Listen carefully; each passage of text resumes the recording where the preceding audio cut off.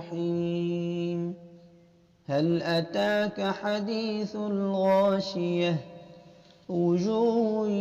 يومئذ خاشعة عاملة ناصبة تصلى نارا حامية تسقى من عين آنية ليس لهم طعام إلا من ضريع لا يسمن ولا يغني من جوع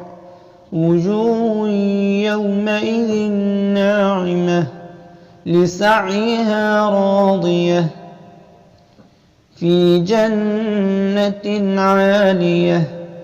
لا تسمع فيها لاغية فيها عين جارية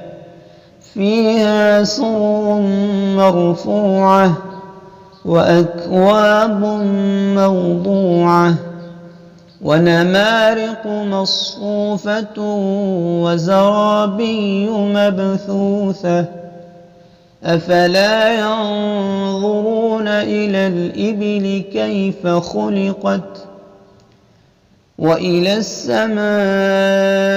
كيف رفعت وإلى الجبال كيف نصبت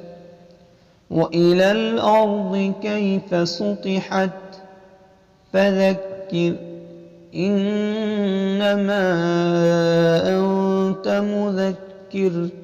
لست عليهم بمسيطر إلا من تولى وكفر فيعذبه الله العذاب الأكبر إن إلينا إيابهم ثم إن علينا حسابهم.